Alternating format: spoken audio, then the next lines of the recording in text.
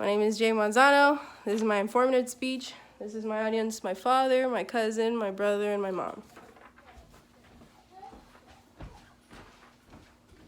All right.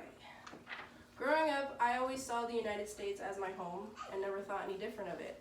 Since I always grew up here and I went to school here, it would be crazy to think that if I was forced to go to another country and remain living there for the rest of my life, even if I didn't even consider that as a fact of my home. Fortunately, that is not my case due to the fact that I am a U.S. citizen, but unfortunately that is not the case for everyone. As for the fact, there's over 700,000 active recipients for the DACA program. So what that stands for is the Deferred Action for Childhood Arrivals, also known as DACA. So after listening to this speech, you guys will realize what good it does to the fellow recipients and all the opportunities it gives them to succeed in this country. First, I will go over what it is, what it comes by, and how it came to be. Also, the requirements it causes in order to be in this program as well. And then finally, I will discuss what it goes over through the United States and the reaction and response for it. Okay, so the program first started in June 15th of 2012. It was created by the Obama administration.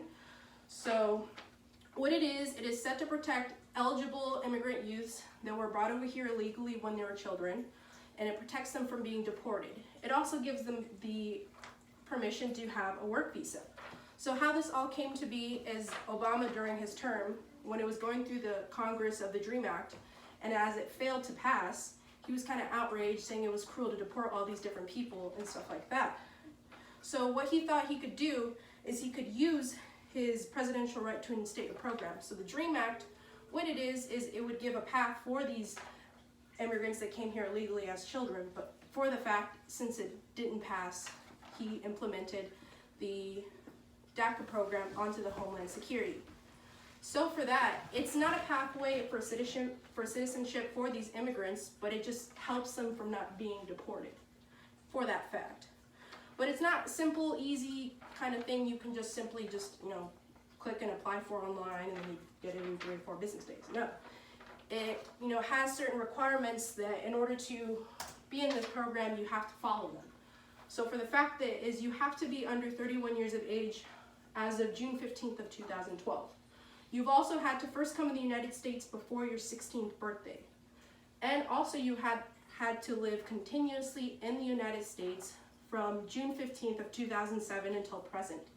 Another fact is that when you're applying as of your application, you must be living in the United States at the time. So you can't be anywhere else regarding that fact.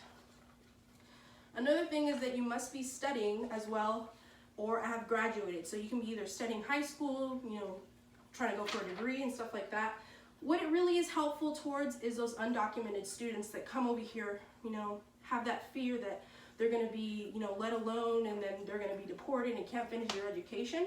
So this, is a relief for them because they're able to finish their studies just in case, just to make sure that everything goes smoothly. But one other thing is you have to make sure is you don't have any felonies or misdemeanors. So you can't even have a single DUI or anything along those lines. You have to have a squeaky clean record in order to pass and qualify. So even if you have gone through, everything checks out and you meet all the requirements, you also have to pay a fee of $495 just for the application, just to be able to obtain one and submit it.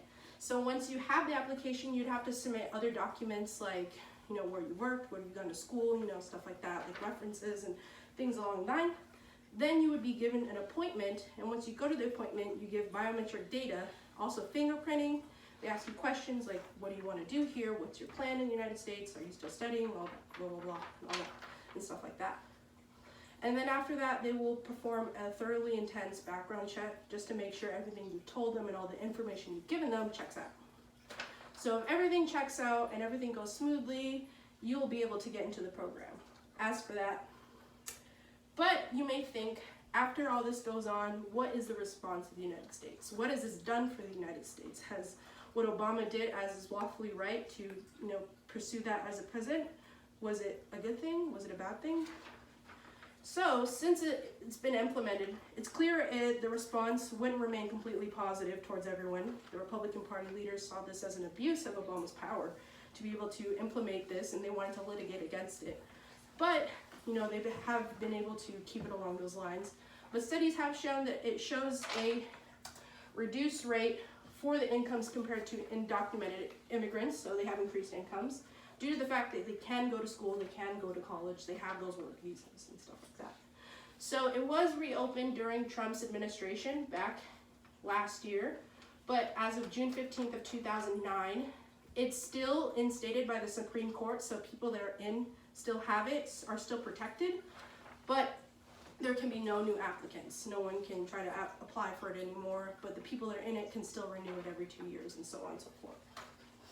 So, like, as shown below, you can see, you know, before DACA, 91% after DACA are always employed. So that's a good factor along those lines. So I'm just gonna go over all the information so you guys are well informed. It was created by Obama to help people that were brought over here legally when they were children so they're not deported. You must follow all the requirements in order to be allowed into the program. And it does provide some gain towards the United States, but now it's not allowing new applicants. So today I've shared some information so you guys are well informed. So in case you see about it in the news and stuff like that, that you guys will make a well-educated opinion about it, so you aren't ignorant about it, and since you don't know anything along those lines. So this is for you guys. Thank you for listening today. This is my speech, and you're welcome.